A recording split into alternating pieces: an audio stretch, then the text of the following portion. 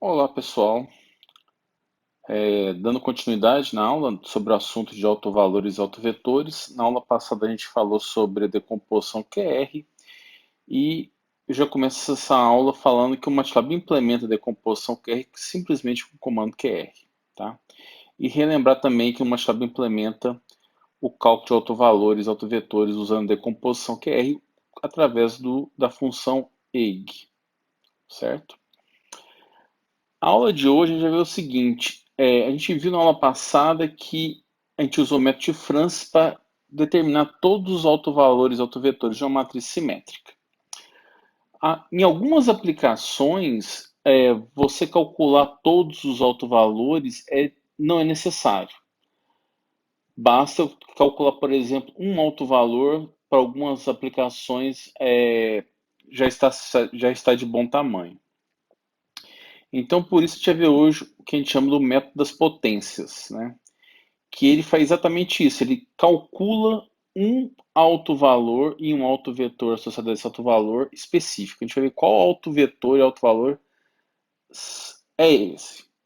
Então, seja A uma matriz quadrada, diagonalizável, isto é, A possui os autovalores lambda1 até lambda-n, associada a um conjunto de autovetores V1 até Vn, Li, né, lembrando que se a matriz diagonalizável, esses autovetores formam uma base, né, então são linearmente independentes, onde a norma de cada autovetor é MED1, certo?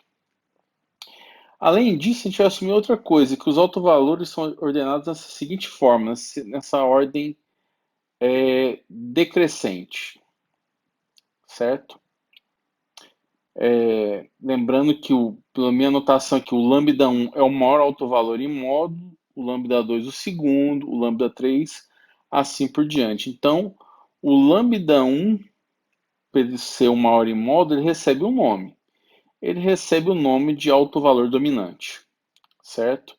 Então, o método das potências, o que ele vai dar para a gente? Ele vai fornecer para a gente o autovalor dominante, lambda1, e seu autovetor associado. Mas antes da gente ver o metapotência em si, eu quero entrar num conceito que a gente vai precisar, que é o tal do quociente de Rayleigh, que é dado para essa expressão aqui, ó. Então, mi de x é igual a x, onde x é um vetor, escalar com a vezes x, tá? Que também é um vetor, ax é um vetor, dividido pela norma de x ao quadrado. Para que serve esse quociente de Rayleigh? Vamos assumir o seguinte: o que acontece quando a gente conhece um autovetor da matriz A? Como a gente extrai a informação do seu autovalor, né? Então, de novo, vamos pegar a matriz A, vamos assumir que x é um autovetor. A pergunta que fica é como a gente extrai a informação do autovalor associado ao autovetor x, né? Então, assumindo isso, vamos pensar o seguinte: vou aplicar o quociente de Rayleigh nesse autovetor x. Vai ficar x escalar com ax dividido pela norma de x ao quadrado. Como x é autovetor de A, então ax é igual a um lambda x, certo? Então, a gente pode usar a propriedade de produto escalar, né? Esse lambda sai para fora. E eu sei por definição que x escalar com x é a mesma coisa que a norma euclidiana ao quadrado. Então, cancela esse termo com esse termo de baixo, com o denominador. Eu vou ter lambda. Então, o quociente de Rayleigh serve para isso, né? Se eu tenho um autovetor, eu consigo descobrir quem é o seu autovalor associado, certo? Detalhe, né? Se x for unitário, o quociente de Rayleigh simplesmente é o numerador dessa expressão, ou seja, x escalar com ax. Então, metapotência é o seguinte: é um processo interativo, recursivo, que dado um chute inicial x0, um vetor não nulo, eu vou calcular um y0, que é simplesmente eu normalizar o x0, né? Então, de novo, pego um chute inicial x0, eu não tenho certeza que esse vetor tem norma 1, o que eu faço é normalizar ele. Ou você já podia partir de um chute inicial de um vetor que você conhece, que já conheça, que tem comprimento 1. certo? Como, por exemplo, qualquer vetor da base canônica. Então, para K, 1, 2, assim por diante, o que a gente vai fazer? O xk é obtido pegando a matriz A multiplicando por y no passo anterior. Depois eu vou obter o y, que é normalizar o x, certo? E o alto valor é obtido calculando o seu quociente de Rayleigh, certo? O que eu quero dizer é o seguinte com isso, que yk, que eu estou montando essa sequência de vetores yk, é uma aproximação do alto vetor associado ao alto valor dominante, certo? É isso que essa sequência vai produzir. Repara o seguinte, que esse é um resultado muito forte, né? Quando eu vi isso pela primeira vez, eu achei inacreditável, porque você vai obter um autovetor multiplicando A vezes A vezes A vezes A, né? Que exatamente que essa parte que está falando, né? A vezes A vezes A e normalizando, né? E normalizando, que isso uma hora vai chegar, ou seja, vai convergir para o V1, certo? A demonstração que YK converge para V1 está nos slides, tá? Eu não vou fazer essa demonstração aqui no vídeo, mas a demonstração completa está no slide. Só um comentário, né, que então por essa recursão acima aqui, né, se a gente for acumulando ela, né, por exemplo, o A é yk menos 1, só que yk menos 1 é quem? É A vezes yk menos 2, assim por diante, a gente consegue chegar nessa expressão que está aqui embaixo. O yk, na verdade, é o beta-k vezes a elevado a k vezes o chute inicial. Lembrando que beta-k, por definição nossa, é 1 sobre a norma de cada um dos inteirados, né? Então, cada vez que eu fui fazendo a normalização para determinar o y aqui, eu fui acumulando essas divisões no beta-k.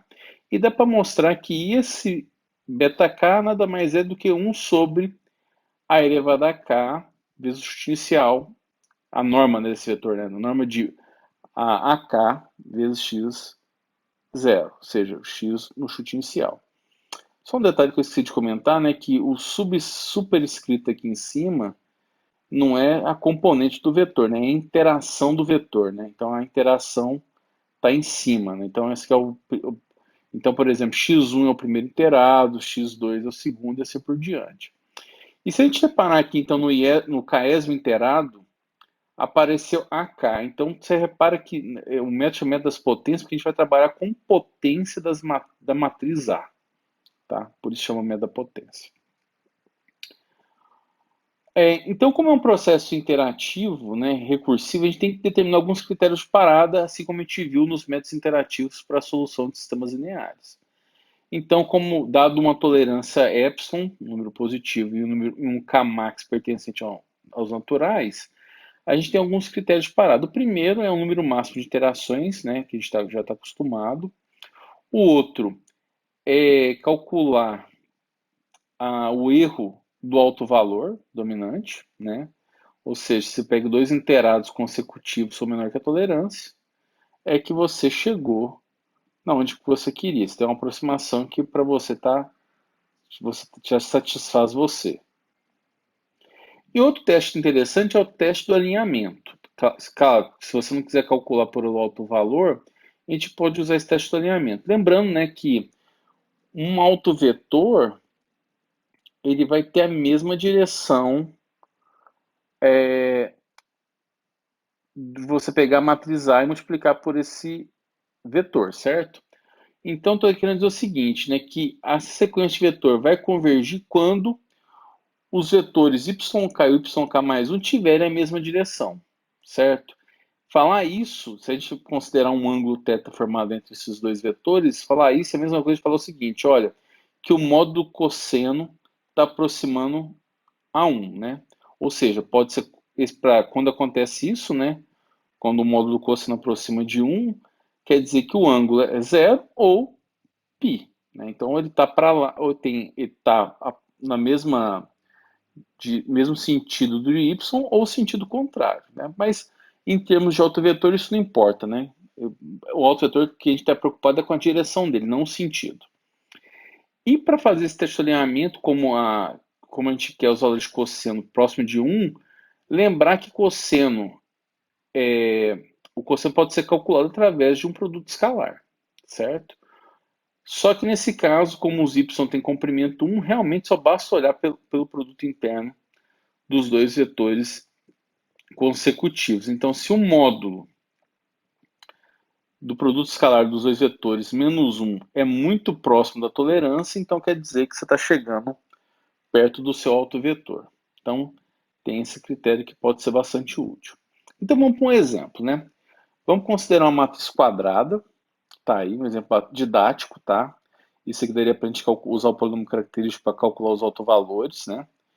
Então, eu quero fazer o seguinte, quero usar o método das potências para calcular o autovalor dominante e seu autovetor correspondente com a tolerância 0,1 para o teste do alinhamento, ou seja, eu vou usar o teste do alinhamento para determinar meu critério de parada, certo?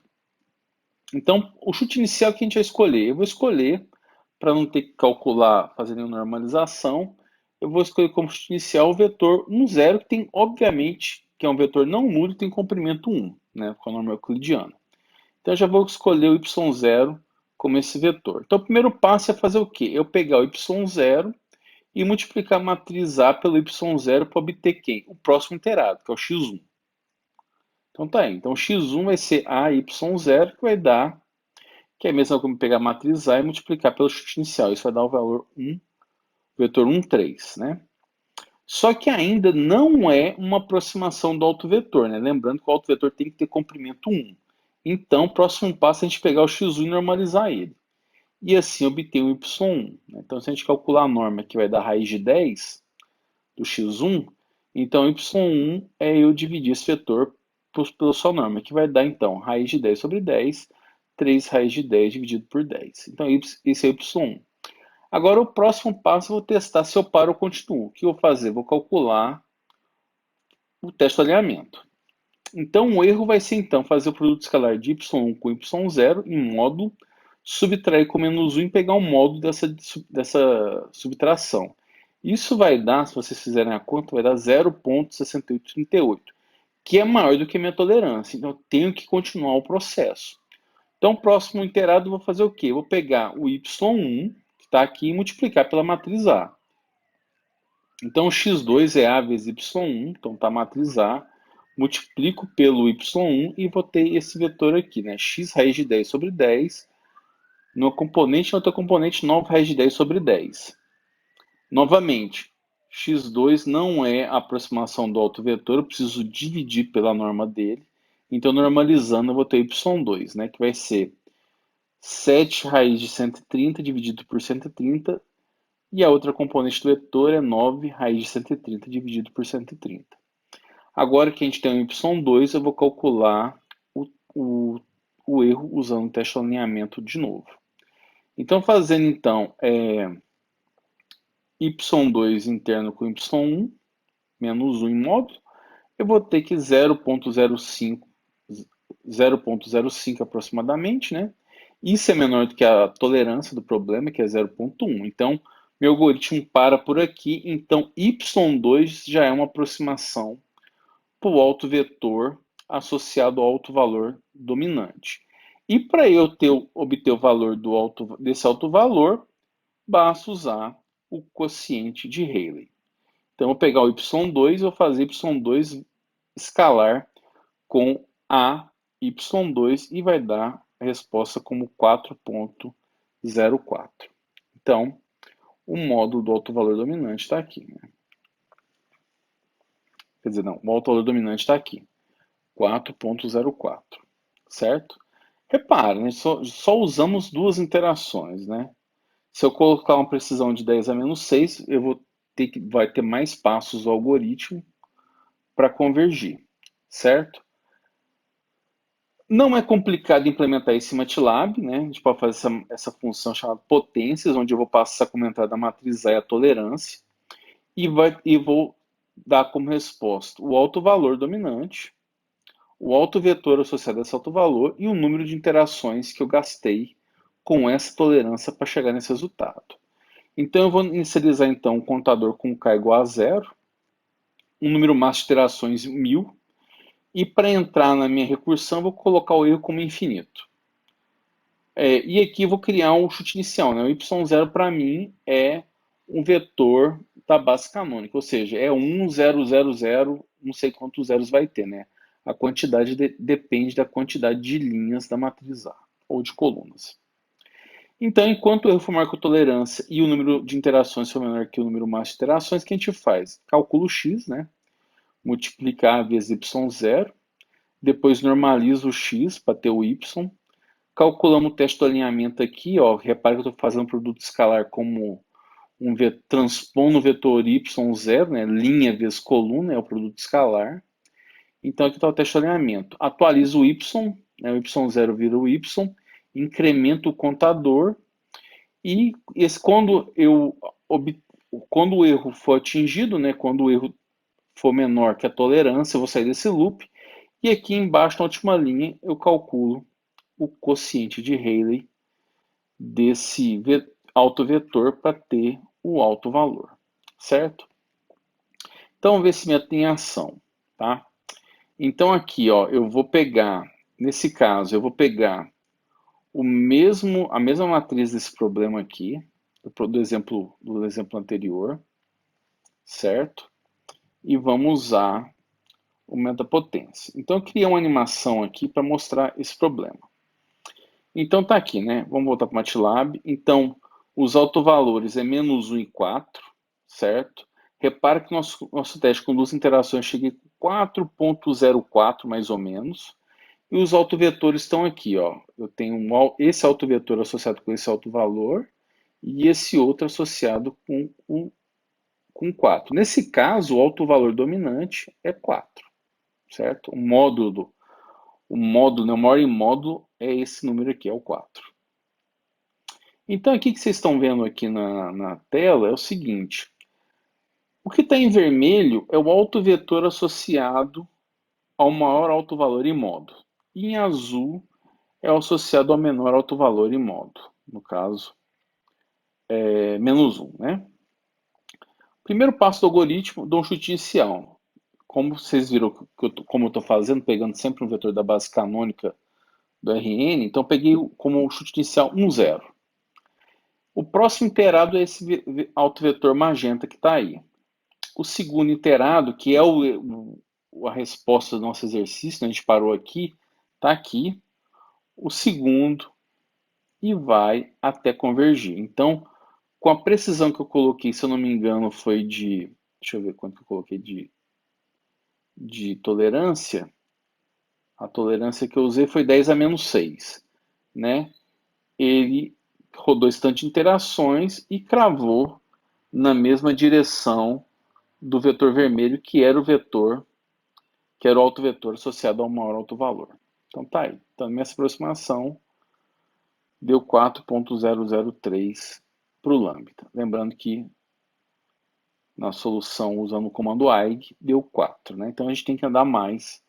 Quanto menor a tolerância, maior vai ser a nossa precisão, certo? Ok. A pergunta é o seguinte, né? Qual aplicação é interessante a gente calcular o autovalor dominante e seu autovetor? Uma aplicação é uma aplicação de mais de $1 bilhão, que é o PageRank do Google, né? Que é a medida de relevância de uma página. Então, por exemplo, quando você entra no Google e digita lá, por exemplo, uma frase, como o Google ordena os sites, né? Como é a ordenação de relevância dos sites que o Google faz na sua busca, no seu sistema de busca, né? Então é isso que a gente vai ver como o metapotência encaixa nesse algoritmo, né? Mas antes, não sei se vocês viram o processo estocástico, né? Precisamos de algumas definições, né? A primeira delas é de um vetor estocástico. Um vetor P em Rn é dito estocástico se a soma dos seus coeficientes é igual a 1, né? Ou seja, é um vetor que armazena probabilidade, né? São as probabilidades. Uma matriz estocástica, né, é uma matriz A quadrada, onde os vetores colunas são vetores estocásticos, né? Se as colunas são vetores estocásticos, essa matriz é chamada de matriz estocástica. Então, a proposição é o seguinte: se você tem uma matriz A e P que são estocásticos, então o vetor resultante da multiplicação de A com P é estocástico e lambda igual a 1 é um alto valor de A, certo? Tem essa proposição. E precisamos também do processo de Markov, que é o seguinte: dada uma matriz estocástica em distribuição de probabilidade PT, ou seja, é uma distribuição de probabilidade no tempo t, podemos descobrir a distribuição no tempo t mais k simplesmente pegando a matriz estocástica e multiplicando ela por esse vetor de probabilidade k vezes, né? Então aqui já surge meio que um link com a metapotência, né? Lembra um pouco a metapotência. Então, um exemplo, né? O que quer dizer isso, esse processo de Markov? Vamos pegar uma cidade que as pessoas ficam de 3 estados. 1 que é magra, 2 gorda ou 3 sarada. A distribuição inicial é dada pelo vetor P0. Então, no tempo zero, a probabilidade de uma pessoa ficar em um dos 3 estados é 33%, né? Um terço de probabilidade para cada um. Vamos supor que a matriz estocástica desse processo é dada por A. Qual é a probabilidade no tempo 1? Né? No tempo 1 é só a gente pegar então a matriz A e multiplicar pelo P0. Então, eu vou ter a probabilidade no tempo 1, que está aí. Então, no tempo 1, eu vou ter, então, 25% de chance da pessoa ser magra, 25% de ser gorda e 50% de ser sarada, certo? E aí vem o teorema que é a base do PageRank do Google, né, que é o teorema de Perron-Frobenius, que diz o seguinte: seja uma matriz estocástica, lambda 1, lambda igual a 1 é um alto valor dominante de A, e o alto vetor V associado a lambda possui todas as entradas positivas ou negativas. Em particular, para lambda existe um alto valor, um alto vetor que é estocástico, certo? O que quer dizer com isso? Quer dizer o seguinte, que o processo de Markov, graças ao método da potência, a gente sabe que o método de processo de Markov vai convergir para um vetor V, que é um vetor estacionário, onde esse vetor V nada mais é do que o alto vetor associado ao alto valor dominante, que a gente sabe pelo teorema de Perron-Frobenius vale 1, certo? Então, de novo, o limite desse processo estocástico é dado pelo método das potências, certo? Então tá aí, né? Então o que eu peguei? Eu peguei lá a minha função lá do método das potências, só modifiquei ela um pouco, né? Qual foi a modificação que eu fiz? A primeira modificação que eu fiz é que eu não preciso saber quem é um alto valor dominante, né? Porque pelo teorema eu sei que vale 1, certo? O segundo modificação que eu fiz foi na recursão. Eu não preciso normalizar mais o y, porque eu sei que A, uma matriz estocástica vezes um vetor estocástico, continua sendo estocástico. E aqui, ó, meu critério de parada, meu erro, é o quociente de Rayleigh. Quando o quociente de Rayleigh aproxima do alto valor dominante, que é 1, certo? Então, essa é a única modificação que eu fiz. Então, repara, a informação relevante para a gente é o y, certo? É o y, que é o vetor de probabilidade. Então, vamos voltar então para a aplicação do PageRank, né? Então, a gente pode imaginar que a web é um grafo direcionado, aonde eu vou montar, onde cada nó do grafo é um site, e cada aresta é um link do site 1 para o site 2. Então, se o site 1 tem um link para o site 2, eu vou criar uma aresta orientada do 1 para o 2, e assim por diante, né? E vamos criar um sistema de eleição, né? Um link de A para B é como se fosse um voto de A, do site A para o site B. Então, o Google, o que ele faz? Ele não vê, por exemplo, para ele não é importante um site que recebe, tem muito link para ele, certo? Isso para ele não é a relevância dele, não é a contagem de links que apontam para esse site. A relevância para o Google é dada do ponto de vista probabilístico, né? Ou seja, é a probabilidade de um desses sites ser visitado em um certo instante de tempo através de um passeio aleatório. Ou seja, qual a probabilidade de eu, em um determinado momento, cair no site 3, por exemplo? Se essa probabilidade for alta, então, para mim, esse site é um site relevante, é o mais relevante. Então, para mim, na minha busca, ele tem que aparecer em primeiro lugar, no meu ranking. Né? No meu ranking de busca, ele tem que aparecer em primeiro lugar. Então, o que a gente vai fazer a partir de agora? Então, a gente sabe que a gente tem que usar aumenta potência. O que a gente vai fazer é o seguinte agora: a gente vai criar essa matriz estocástica, né? Que ela é a chave para resolver esse problema. Então, primeira coisa, como o gráfico é direcionado, eu vou criar uma matriz de conectividade. Então, a matriz AJ vai valer 1, o coeficiente AIJ vai valer 1, se existe um link de J, do site J para o site I, e 0 caso contrário. Então, por exemplo, né, então, como é J, né, é o J que está mudando, então a gente tem que fixar a coluna. Então, por exemplo, quando o J é igual a 1, eu estou no site 1, então a coluna dele está aqui nessa matriz de conectividade. Então, como o site 1 tem link para o 2 e para o 3, então na linha 2 e 3 eu vou lá e coloco 1, o resto do 0. No site 2 não tem link para ninguém, então a coluna 2 fica todo mundo 0. No site 3 tem link para o site 4, para o 2 e para o 1. Então na linha 1, 2 e 4 eu coloco 1 e nas demais linhas eu coloco 0. E assim por diante, certo?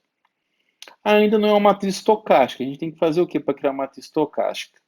A gente tem que pegar cada coluna diferente de 0, somar os valores e dividir por esse valor. Então, por exemplo, na coluna 1, a gente tem que somar todos os elementos, que dá 2, e dividir cada coeficiente por 2. Aqui, como a soma dá 0, não preciso fazer nada. Aqui na azul, eu somo todo mundo, vai dar 3, vou dividir cada coeficiente por 3. E assim por diante. Isso que eu falei está aqui, ó. Então, vou pegar um CJ, que é um somatório de todos os valores da coluna J, e vou dividir cada coluna J por essa soma, que está aqui. Então, vai ficar, então, meio, né? Então, a soma dá 1. Então repare, feita essa modificação, a soma de cada coluna dá 1. Logo, criei uma matriz estocástica. Só que tem algum problema ainda, né? Não é a nossa matriz estocástica final. O que falta ainda é o seguinte, por exemplo, repare que na minha caminhada eu posso chegar no site 2 e ficar num beco sem saída, né? Porque o site 2 não tem link para ninguém. Então eu tenho que fazer uma espécie de teletransporte, né? Se o cara chega num beco sem saída, ele tem que ser teletransportado para qualquer outro site com a mesma probabilidade, né?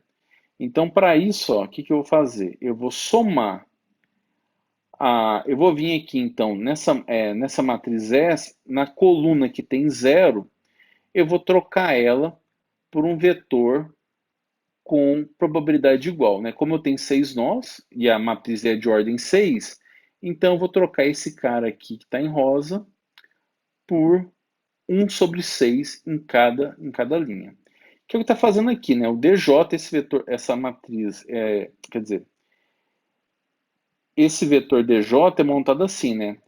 Ele vai valer 1 sobre n, no caso nosso n é 6, se o CJ for igual a 0. Então, no caso, o único CJ igual a 0 é a segunda coluna. Então, eu vou multiplicar, então, esse vetor de 1's, né? O vetor linha, com esse vetor coluna, ou seja, esse vetor coluna D é 0, 1 sexto e o resto todo mundo 0. Então, se eu multiplico um vetor linha por um vetor coluna, desculpa, um vetor coluna por um vetor linha, eu vou ter uma matriz.